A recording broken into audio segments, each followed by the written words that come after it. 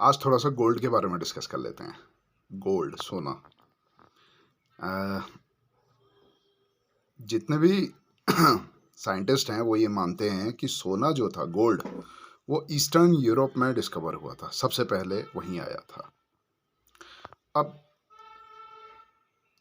इस कंक्लूजन पे वो कैसे पहुंचे ये तो वही जाने, पर उन्होंने खुदाई की होगी, आर्कियोलॉजी वगैरह उसका सहारा लिया होगा।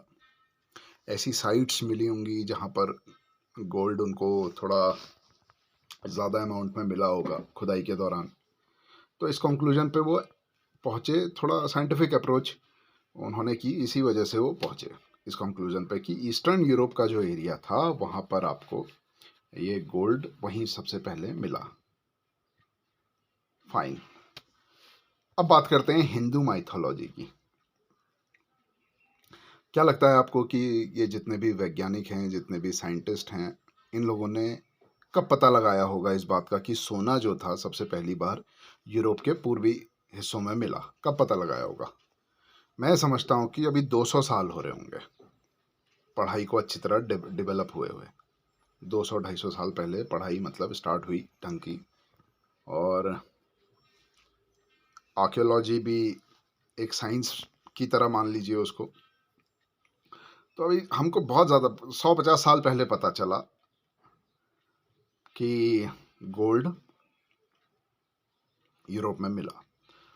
अब हमारे जो सनातन धर्म है, हमारा हिंदू धर्म है, वो क्यों साइंटिफिक, जितने भी साइंटिफिक चैलेंजेस हैं उनको हमेशा पार करके आगे निकल जाता है। यही तो ब्यूटी है इस रिलीजन की। अब मैंने जो पढ़ा मैं आपको बता देता हूँ। देखिए, हमारे उसमें देवासुर संग्राम बहुत जगह इसका जिक्र है कि देवों में और असुरों में हमेशा युद्ध होते रहे हैं। उन्हीं का एक राजा था हिरण्यकशिपु करके, तो वो असुरों का राजा था। तो ये देवासुर संग्राम होते रहे अक्सर। इनको शांत करने के लिए बंटवारा कर दिया गया धरती का। जो इंडिया वाला पार्ट था, इधर वाला पार्ट कैस्पियन सी है एक, आप देखिएगा, यूरोप और एशिया से लगा हुआ हिस्सा कैस्पियन सी का है। वो कैस्पियन सी एक्चुअल में हमारे जो ऋषि थे कश्यप मुनि, उनका एरिया था।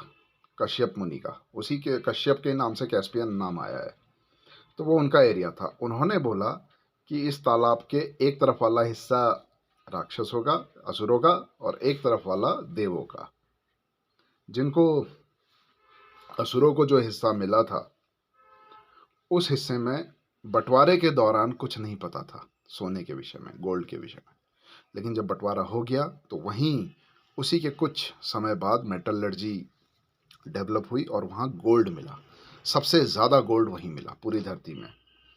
और देखते ही देखते जितने भी असुर थे वो फिर से काफ़ी धनवान बन गए, बहुत रिच बन गए, क्योंकि उन्होंने माइनिंग की, गोल्ड निकाला उस कैस्पियन सी के आसपास से। अब आप मैप खोलिए, मैप में देखिए कि कैस्पियन सी जो है वो यूरोप का कौन सा पार्ट है, ईस्टर्न पार्ट है, वेस्टर्न पार्ट है। देखिए, आपको समझ में आएगा कि जो चीज़ 100-200 साल पहले, अभी ये साइंस अब बता रही है हमको, वो हमारे ग्रंथों में कितने हज़ारों साल पहले बता दिया गया है। ये बहुत कमाल की बात है। उनको मतलब हम लाइटली लेते हैं, हमारे ग्रंथ हैं, उनको हम कभी हिस्ट्री नहीं मानते हैं, बट उनको एज ए हिस्ट्री हमको ट्रीट करना पड़ेगा, क्योंकि उनमें जो जो बातें लिखी हैं वो करीब करीब साइंटिफिक पैमाने पे सच उतरती जाती हैं। तो देखते ही देखते फिर से ये असुर जो थे फिर से धनवान बन गए, खूब रिच बन गए, जिसको देख के जितने भी देव थे ये चिढ़ने लगे कि इनके पास पैसा आ गया, इनके पास रुपया आ गया, धन दौलत आ गई, ऐश्वर्य आ गया, वैभव आ गया इनके पास। तो उसकी वजह से ये देव जो थे इनसे चिढ़ने लगे। इस चिढ़ के कारण एक और आगे चल के संग्राम हुआ था, देवासुर संग्राम। तो आप पढ़िएगा ये स्टोरी, आपको समझ में आएगा। तो कैस्पियन सी याद रखिएगा, कश्यप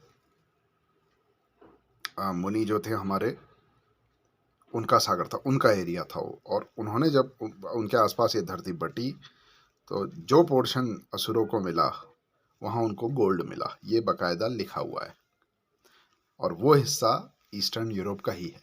अब देखिएगा, इसको चेक करिएगा। Thank you.